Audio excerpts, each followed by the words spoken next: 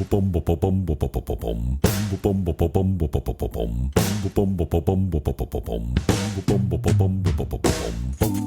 Monday and welcome to The Weekly Noodle, the official podcast of Spaghetti Records.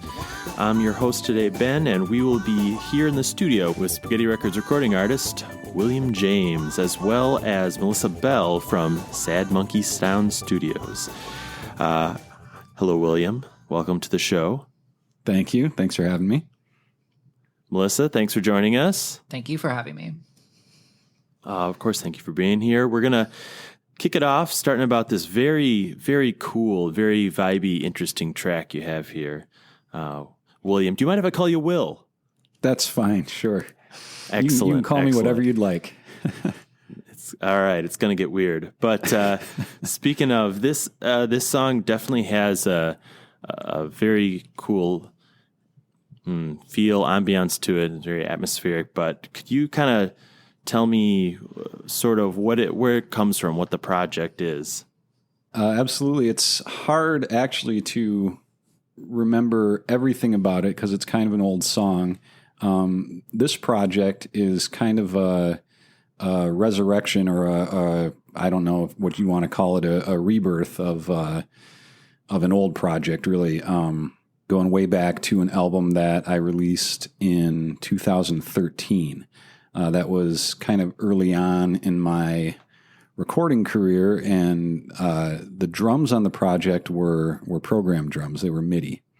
And I was always happy with a lot of the songs on the album, but I always wished I had more organic drum tones. So here we are years later, and as things have progressed, I have better capabilities for recording, and so I undertook kind of a new project of recutting drums or rather recording live drums to the existing recordings of the old tracks. And kind of coinciding with all that, Melissa was getting her studio up and running down in the San Francisco Bay Area, Sad Monkey Sound. And after hearing some of what she was doing, thought it would be great to work together in some regard. And we were having a conversation where she mentioned liking those old songs of mine. And I, at that point, kind of asked, would you be interested in being the mixer, having heard the work she does and being impressed with it? Would you be interested in doing being the mixer on a re-release with re-recorded drums? So here we are. We've re-recorded.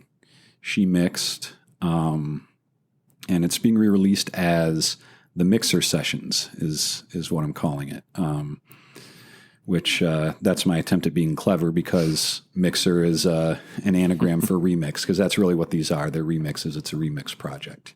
So I'm glad that they're getting a fresh take on some of them, as well as getting to collaborate, because as you has probably felt that Spaghetti Records kind of central to us is the collaboration. Spirit of collaboration is what makes most of what comes out of here. And and cool to hear these songs, like you said, revived, because they're great tunes, but breathing a little bit of a new light on, a new life is very rewarding, and you're about to be rewarded. Let's take a listen so we can kind of dig into the details. Here it is from William James, Books and Guns, off of the Mixer Sessions.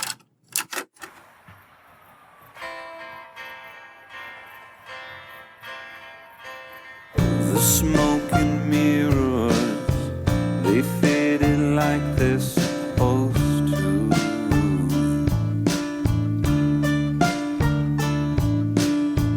And then it fell away, your spent and tired manifesto.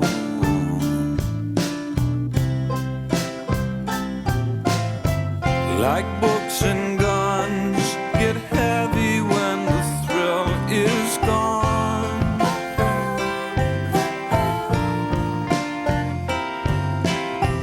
Your past is shattered, the broken pieces lie in wait.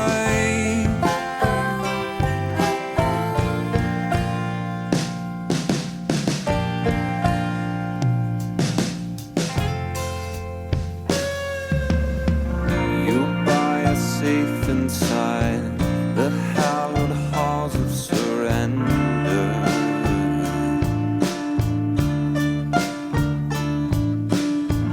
Or scratch your name into a tree and hope it all ends there.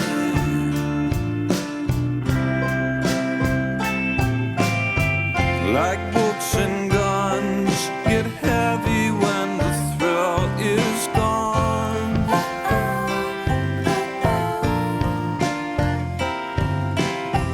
Your past is shattered, the broken pieces lie in wait.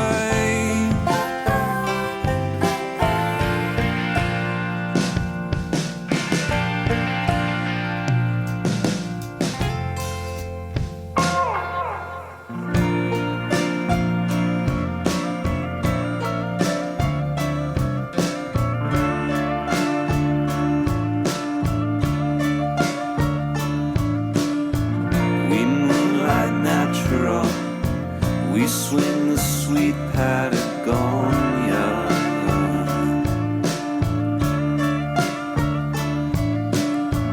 In real-time fictional, we drink it neat at Dakota.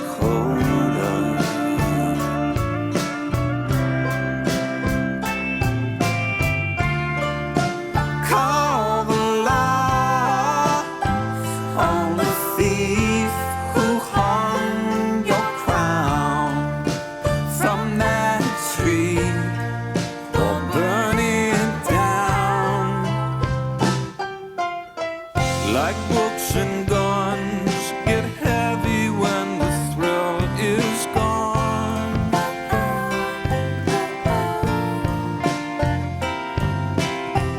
Your past is shattered, the broken pieces lie in wait.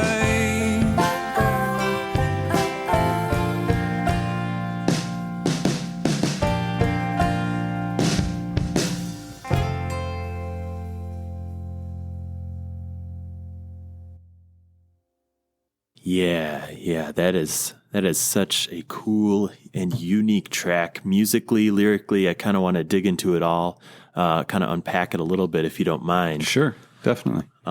Musically, a lot of very interesting layers and sort of tidbits. One thing I wanted to start off with is there's this, really testing my lack of musical theory, but I don't know if it's called a pedal, but that kind of repeating droning guitar part that kind of keeps coming back to I think it's acoustic in the very beginning that sort of drives through the whole song. Yeah. I think if I'm correct about the part you're talking about, kind of that chord that kicks it off, that acoustic guitar chord that keeps going throughout. Yeah.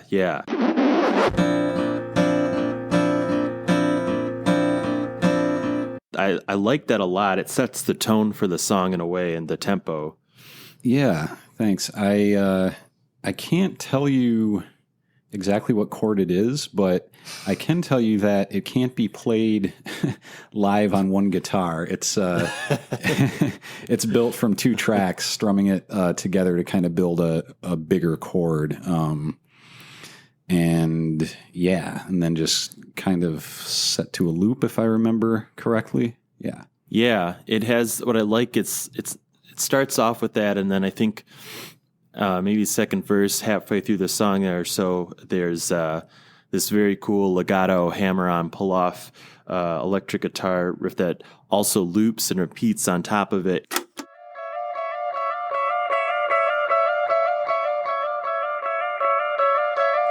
They both, for me, have give this song this feeling, and forgive me for using this imagery, but it's the first thing that popped to my mind. Almost like in this song, you're on a creepy roller coaster ride, like Pirates of the Caribbean or something, but just something is moving slowly, but persistently forward. You can't get off of it. Cool. Just drive forward. I don't know, and. Well, I'll take it. I just like that it kind of conjured an image or made you think of something in that way. I think that I'm really digging back to remember when I was recording it, but kind of the sonic elements of the guitar parts were obviously a huge part of the song. And I remember kind of just with some delay and tremolo and pan and the way the parts are put together, trying to build just a certain feeling. I guess, Yeah, I think it does that for sure. Yeah, I guess maybe a little bit of a psychedelic element, maybe. I don't know what you'd want to call it, but I think that they work cohesively toward the same vibe and feeling, the layered parts. Yeah, and there's like a dissonance and a little bit of an uneasy feeling in the tonal structure of that verse, and so that it's a nice trick because when you come to the chorus, it's kind of flushes in with this major, and you kind of like a relief, like the chorus is this breath of fresh air, kind of, Yeah, I could see that. It kind of comes around to a major chord, and then Leia comes in with me singing. That's Leia, the vocalist, singing with me, and we've heard from her in the past in Spaghetti Records, and we'll hear more from her, I'm sure. But yeah, kind of a good chorus hits you.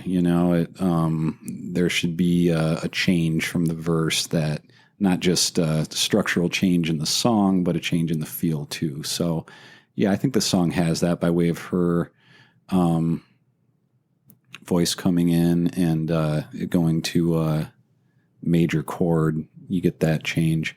I will say real quick, there's a somewhat, I mentioned him, I've mentioned him before to each of you. There's a relatively noteworthy producer by the name of Michael Beinhorn, he's done many things, but one of the albums that I know you two might recognize from him is Super Unknown by Soundgarden. He produced that album, and one of the things that he talks about a lot, and especially in the context of that album and specifically the song Black Hole Sun, is great songs have this idea of tension and release, right? You kind of build up energy and then you let it go. Mm-hmm. I was thinking about that a lot when you were talking about the verses into the chorus here, Ben, where I think that one thing that I really loved about the song when I first heard it, and then again when Bill sent me the master tracks for it, is that the verses have this great character to them where it's, I wouldn't have said haunted roller coaster, but it's got that like, like the opening hour of The Shining kind of thing, where it's not obviously messed up, but it kind of puts you off kilter a little bit, and you're just kind of winding up until something happens. And I think that tension release is really, really, really, really great and done really well in the song. Yeah, it's really powerful. And just that it also kind of, if you weren't already listening intently, it kind of perks you up for the lyrical kind of core at the chorus there, the refrain, which is nice. And I think you were about to chime in with something. I was just going to say that I could sit here and listen to the two of you talk about my song all day, because it's flattering. I like that. I'm bringing up these kind of feelings or these ideas. And did you hear what I said? Creepy roller coaster ride. I'm not sure it's flattering, but I like it. It is in my world.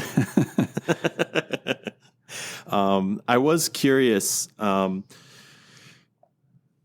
talking about kind of we talked about the guitar, and at least some of the guitars. There's a few different layers. Talked about kind of the harmony vocals, and then there's even these little snippets in there that just add some nice, like there's like a little guitar bend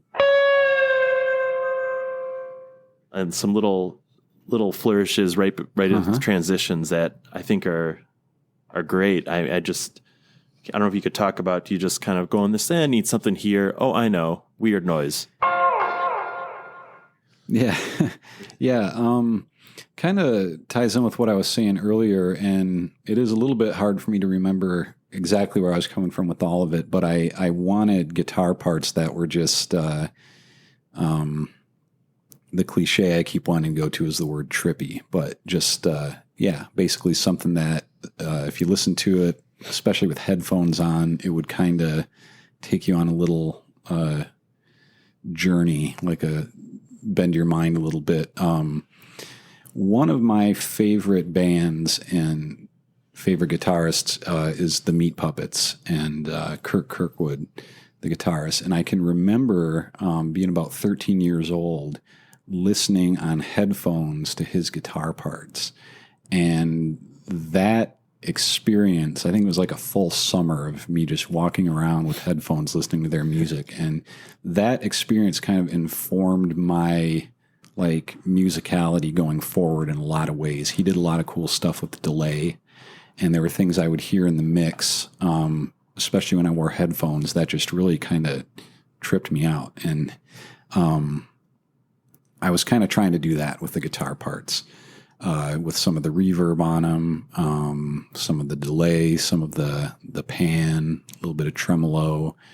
And yeah, it was just kind of a feeling and a vibe I was going for. So every layered part that you hear, like the ones you're talking about, whether they're, you know, a big main part, like you mentioned earlier, or just these little flourishes added in, were kind of just part of that kind of, I think I actually kind of heard it in my head, what I wanted it to sound like. So then I was just trying to recreate that and make other people hear it in their heads. And I think in no short part, this, the way this is recreated, and I'm thinking it's hopefully what you heard in your head, or if not, I just appreciate what it is. All the layers and parts are in the production and the mixing of it. And I'm wondering, you know, Melissa, if you can kind of speak to how you put that together and make sure each voice does its part. Sure. I mean, you know, one of the things that's nice about a track like this is that when I got the tracks from Bill, he did the right thing, right? The thing that everybody wants to be able to do, but that not everybody can, which is to say that a lot of getting things to fit together, the best place to do that is in the arrangement. And I think that, you know, one of the things that's really strong about this song is that the arrangement is really good. And so, you know, it's not like, you know, if you're mixing a big, you know, modern rock heavy guitar song, right? And you're like, how the hell am I going to make all of these things audible? Right. You know, it doesn't have that problem. You know, everything was going to be there. So it becomes more about how do I make things tuck under and, you know, come up when they need to. You know, he's got, as you mentioned, a lot of these, I don't want to call them effects tracks, but that's kind of what they are. You know, I mean, when it's a big, you know, guitar bend that's coming down, you know, from tension and you know, that sort of thing. And it just sort of hits once, or there's some really, really great stereo panning on those fly parts that are going across. One of my favorite tracks in this actually is, there's a low, bong rip, a very prodigiously long and low bong rip. And things like that are really fun for me, right? Because when I listen to it in headphones or on speakers, but especially in headphones, I do get that Meat Puppet thing, or that kind of like, I don't know, it's music you want to, like, I imagine myself in like a beanbag chair, you know, affected by something, right? And just kind of like, you know, enjoying it. And so a lot of what I did was, you know, really just trying to kind of sweeten the tracks, right, and make everything feel open, but then reverb to kind of fill that space and make it feel like it's kind of a wash, right, around it. Like that's the goal for me on a track like this, is to make it feel like you're just kind of in a space, like the cocoon would be a good word, right? You want to feel like you're just kind of in like your little, I mean, it's head music, right? You want to kind of feel like you're like in your own head and you're just in this like, you know, little bubble of space. And so I really enjoy doing things like playing with the phase, where you take something like that bong effect track, which was actually a stereo track that he sent me. So what I did is I inverted the phase on one side of it. And one thing that happens when you invert the phase on one side of a stereo track that's coherent is everything in the center drops out, and what you actually get is the far extremes. And when you listen to that on speakers or good headphones, what actually ends up happening is that your brain starts to perceive it as kind of tickling the back of your head. And it's that kind of stuff that I found really fun to play with here. I will also say that one of my favorite parts of this track is actually the bass sound. I think that the bass guitar was tracked really well. And so again, it was just about, you know, finding, okay, well, what do I need to, do plus minus a little bit on here just to get it to kind of open up and feel like it's, moving a little bit. But man, getting good tracks that fit the song, is such a gift. I've gotten things in the past where you listen to it and you're like, I don't know what they want this to be. And I've gotten things in the past where they told me what they wanted it to be, and I got the tracks. It's like, this ain't gonna be that. And so it's really nice and a pleasure, right? When you get tracks where you're like, okay, not only can I tell what it wants to be on its own, but it also wants to be what they're telling me they want it to be. So this is going to be fun because we can just get in and play. Yeah, it definitely, I think, is, achieved that. And Bill, like you said, you had this vision in your head, and I think probably that's part of having a sort of cohesive idea to start, and then just it's been realized so nicely.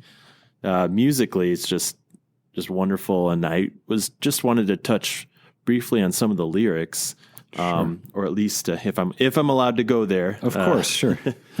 Or at least kind of the overall theme, but I know in the chorus, the song is called Books and Guns, and you might have to help me out with the exact wording on the chorus there, but like books and guns grow heavy when the thrill is gone. Is that? Yeah, that's the lyric. Mm-hmm. So I love that line, and I don't know, I'm just shot in the dark, but I'm guessing, is this kind of talking about comparing to a relationship losing its sheen, or... I don't think that was it. Oh, good. I'm right on track. No, to be completely honest with you, this is the question. The lyrical questions were the ones I was a little afraid of, simply for the reason that it's hard for me to remember what the hell I was talking about. It's been a long time. But I think I was thinking of them more in terms of being opposites. Books being,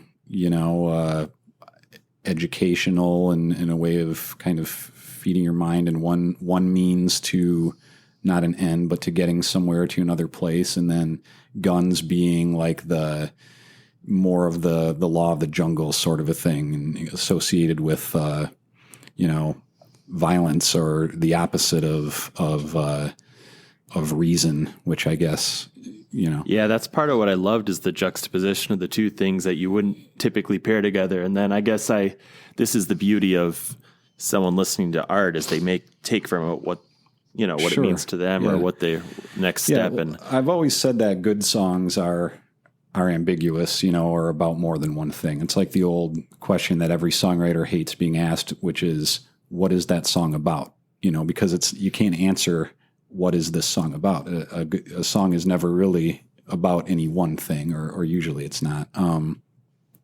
So I think that Books and Guns, and this one I was referring more to just two different paths that a person could take in life. And the lyric is that they get heavy when the thrill is gone. So in other words, like either way, either path you pick, if you don't keep moving, it can get weary or tiresome or grow heavy, I guess, is kind of the thought behind that. Kind of interesting, because it brings it full circle to the feeling of the song, kind of moving forward constantly from something bad lurking. Yeah. So maybe not intentional, but I'm going to read that as a grand slam there, conceptually, lyrically, and musically. I think, that's a good spot to end, I think. So I want to thank you both once again for joining the studio today. Melissa, thanks again for joining us, talking about the production of this piece. Yeah, thank you for having me. And William James, always a pleasure. Thanks for taking us in that sonic dive. Definitely, and I'm glad that the song made an impression. So thanks for having me. That's a wrap. Thanks for tuning in to The Weekly Noodle, the official podcast of Spaghetti Records. Tune in every Monday to get behind-the-scenes interviews from Spaghetti Records artists. I'm Ben, and remember, keep it saucy, Noodleheads.